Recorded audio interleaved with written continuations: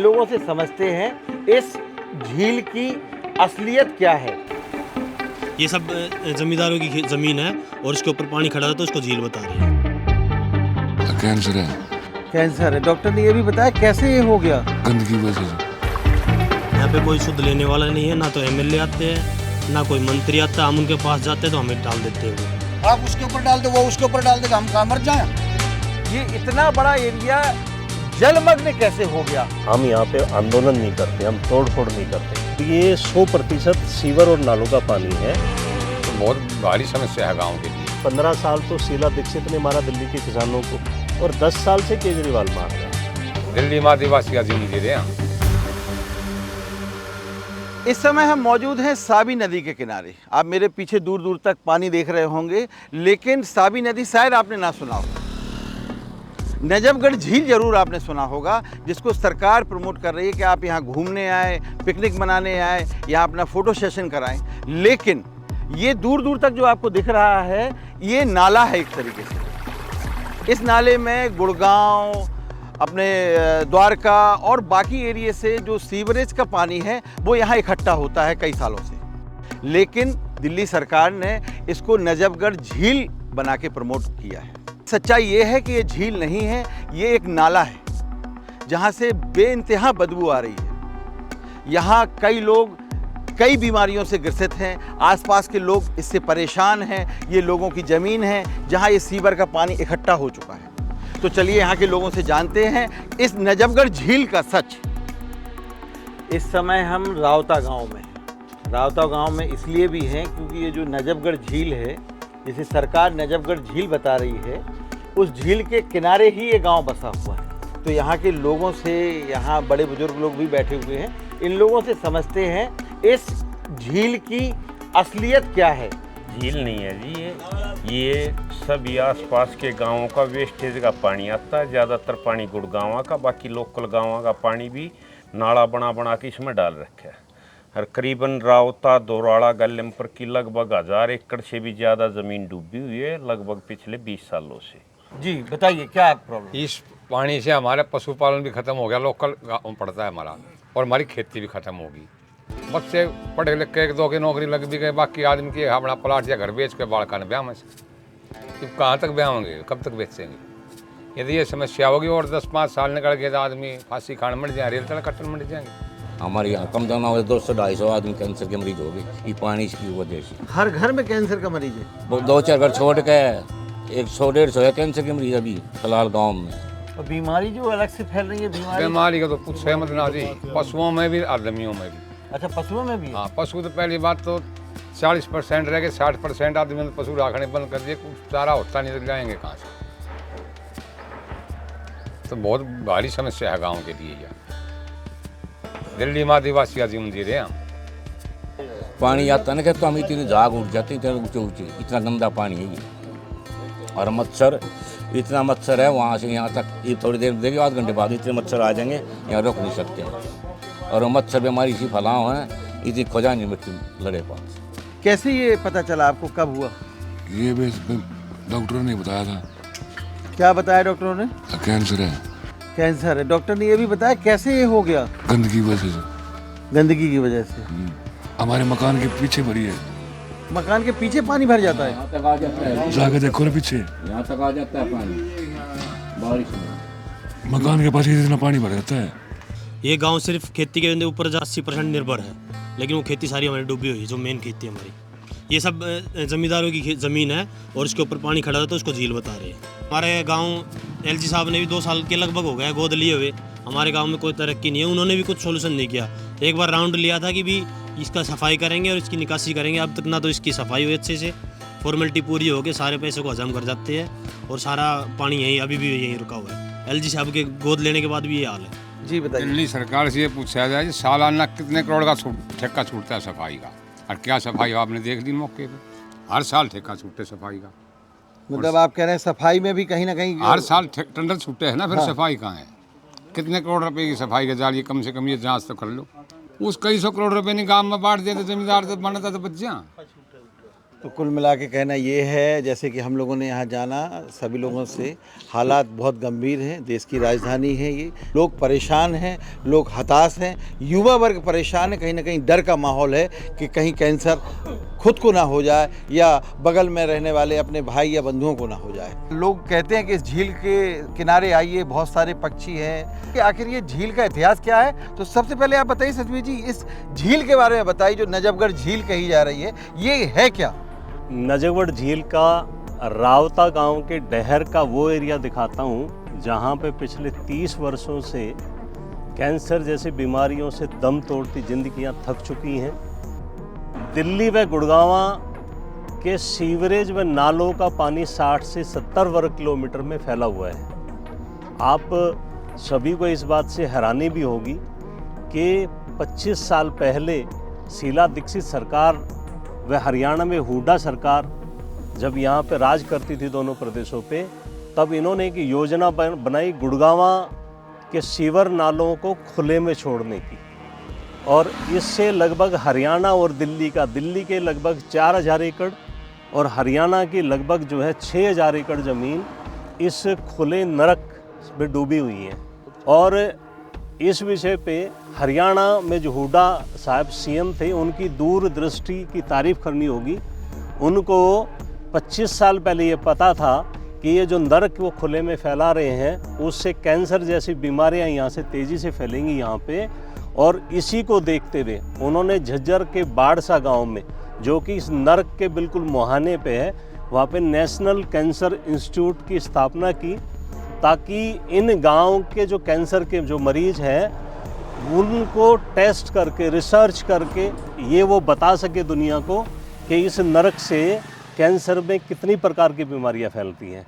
और अभी जो दिल्ली में केजरीवाल सरकार है वो भी यहाँ पे खुले में नजफगढ़ दिल्ली देहात का सारा पानी, द्वारका का उधर वसंत विहार तक का सारा पानी इस खुले रावता गांव के और आसपास के गांव के डहर में खुले में पंप करके छोड़ा जाता है।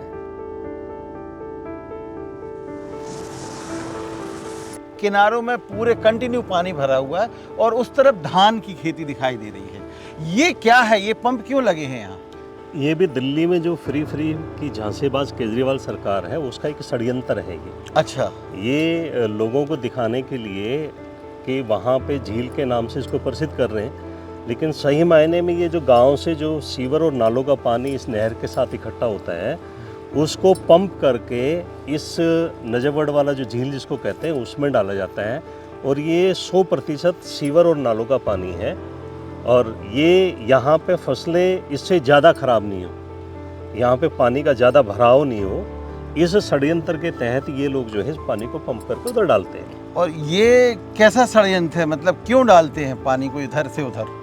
जटीकरा से लेके और ढांसा तक लगभग 12 से 15 पंप इसी तरह के लगा रखे हैं इन्होंने, और इन पंप की आड़ में भी घोटाले किए जा रहे हैं। इसमें एक मुद्दा ये भी है कि अगर ये पानी भरा रहा तो किसान दावा कर सकते हैं मुआवजे का? जी, किसान जब भी दावा करते हैं सरकार उनको लॉलीपॉप दे देती है, 10-12 हज़ार रुपये पर एकड़ के हिसाब से इनको मुआवजा दे देती है। हाँ। और किसान चुप बैठ जाते हैं। और इस तरीके का सिलसिला चलता रहता है। इस तरह का सिलसिला 15 साल शीला दीक्षित सरकार ने चलाया और अब 10 साल से फ्री की जहाँ से बस केजरीवाल सरकार चला रही है। इसमें ज़मींदारों की मजबूरी है कि जो ऊपर से पानी नीचे ज़मीन में जाता है वही बोरवेल से इनमें फसल में दिया जाता है। यही हम सब लोग खाते हैं। हाँ, पूरी दिल्ली के लोग यही अनाज खाते हैं। ये जो अपने धान जो बुए हुए हैं, यदि ये पानी सम करके इन्होंने इधर नहीं फेंका तो ये भरेगा खेत में भरेगा, जमींदार रोएगा, फिर जमींदार को इनको मुआवजा देना पड़ेगा। तो ये जो मुआवजे की कहानी है, जैसे कि बताया कि यहाँ पानी भर जाएगा तो किसान मुआवजे के लिए बोलते हैं गवर्नमेंट से, इस चक्कर में ये पानी निकाल के वापस वहीं भेज दिया जाता है। इसके पीछे भी बड़ी एक रोचक घटना है। जब जो जमींदार हैं हमारे यहाँ के गरीब किसान हैं, वो दिल्ली सरकार पे क्लेम डालते हैं कि भाई हमारी फसलें ख़राब होगी, आप हमें इसका कंपनसेशन दो, तो दिल्ली सरकार एक कंपनसेशन देती है। और दिल्ली सरकार का जो रेवेन्यू रिकॉर्ड डिपार्टमेंट है जिसमें गिरदावरियाँ होती है खेतों की, उसमें इन सभी ज़मीनों को, रावता गाँव की और इन गाँव की ज़मीनों को खाली दिखाया जाता है। ये बड़ी एक रोचक बात है। चलते हैं इस नजफगढ़ झील में, यहाँ की चीज़ों को समझने के लिए किस तरीके का मुद्दा है किसानों के लिए, आम लोगों के लिए, सरकार के लिए। झील ये जबरदस्ती बनाई गई है, हमारी छाती के ऊपर ये झील थोपी गई है। ये केवल वो क्षेत्र था जिस क्षेत्र में राजस्थान से निकलने वाली साबी नदी यहाँ पर आती थी केवल बरसाती सीजन में, ज्यादा से ज्यादा 2 महीने या 3 महीने ये कृषि वाली भूमि उस साफ पानी के अंदर डूबती थी जिसको हम बाढ़ कह देते थे। और उसका फायदा किसान को था क्योंकि वाटर लेवल जमीन का मीठे पानी का ऊपर रहता था। ये एरिया पूरा ड्राई था, यहाँ बहुत बढ़िया फसल हो रही थी। लेकिन पिछले 25 साल पहले जब गुड़गांव का विस्तार हुआ, जब दिल्ली का विस्तार हुआ और इन दोनों क्षेत्रों को पोस्ट कॉलोनी के रूप में, बड़े बड़े फ्लैटों के रूप में कंपनियों को दिया गया, कंपनियों ने फ्लैट बनाए, बेचे, जनता वहां पर आकर के रहने लगी। सबसे बड़ी समस्या आई पानी की निकासी की। तो वो पानी की निकासी उन सरकारों ने उस टाइम पर यहाँ खुले में लाकर के पानी छोड़ दिया और आज ये कह रहे हैं कि ये तो वेटलैंड है। डॉक्टर साहब भी हमारे साथ हैं, आप साथ में याचिका करता हैं। आपने 2022 में याचिका दायर की थी इस झील वेटलैंड के खिलाफ दिल्ली सरकार में। क्या है, मतलब आप क्या देख रहे हैं आगे आने वाले टाइम में, इसका क्या सॉल्यूशन दिखाई दे रहा है, किस तरीके से ये दिख रहे हैं आप? मैंने पूरी रिसर्च की है और मैं पूरी रिसर्च के साथ आया हूँ। और मैं और सतबीर जी एनजीटी में पेटिशनर थे, 2022 में हमने केस डाला। तो हमारे उसके मुद्दे क्या थे सर? ये आप जो ये पानी देख रहे हैं ये टोटल सीवरेज का, गुड़गांव सीवरेज का और इंडस्ट्री का वेस्ट है सर, बिल्कुल है ना, ब्लैक पानी है ये। दिल्ली का भी इसमें बैग आता है। खुद रिपोर्ट फाइल की है कि उनके रिवेन्यू रिकॉर्ड में नजफगढ़ झील नहीं है, कहीं भी कोई एंद्राज इस चीज़ का नहीं है। ये केवल फार्मर की ज़मीन है टोटल। इसके लिए मैं आरटीआई लगा चुका हूँ। आपकी कौन कौन सी ज़मीन डूबी हुई है? दोराला, रावता, गोमनेड़ा, जैनपुर, शिकारपुर और झटीकरा। दिल्ली के जो गांव हैं, यहाँ के जो जवान और गरीब किसान हैं, वो सभी अगर जागरूक आज नहीं हुए तो दिल्ली सरकार की गलत नीतियों के कारण आपकी ज़मीन वेटलैंड डिक्लेयर ये अवश्य तौर पे करेंगे। या आप कहीं पे भी मेरे से लिखवा के ले लें, अगर आप लोग जागरूक नहीं हुए, आप लोगों ने इस बैठक में सहयोग नहीं किया या आप लोगों ने लड़ना नहीं सीखा, तो दिल्ली सरकार जो है ना, क्योंकि एफिडेविट दे चुकी है यहाँ पे कोर्ट में कि मैक्सिमम लैंड गवर्नमेंट लैंड है और मिनिमम जो ज़मीन है, कम हिस्सा ज़मीन ज़मींदारों का है।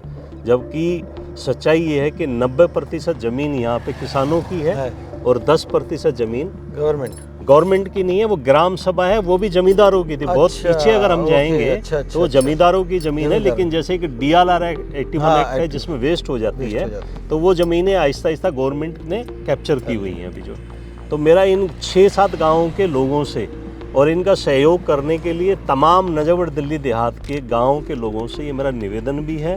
मेरा हाथ जोड़ के आप सभी से निवेदन है कि इस बैठक में आप आएँ और अपने विचार हमसे साझा करें, ताकि इस लड़ाई में आप सभी के साथ हम कंधे से कंधा मिला के चल सकें और ये जो दिल्ली की केजरीवाल सरकार है, इसके घुटने टेक के इस वेटलैंड जो ये डिक्लेयर कर चुकी है अपनी फाइलों में, उसको रद्द करा सकें।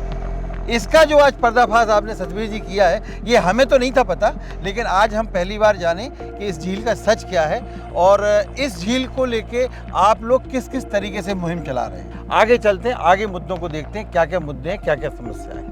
आप सालों से ये समस्याएं फेस कर रहे हैं, बहुत सारी समस्याएं, इसके बारे में आप क्या कहेंगे? इस विषय में केंद्र सरकार भी अवगत है, हमारी दिल्ली सरकार, केजरीवाल सरकार भी समस्या से उनको अवगत करा चुके हैं।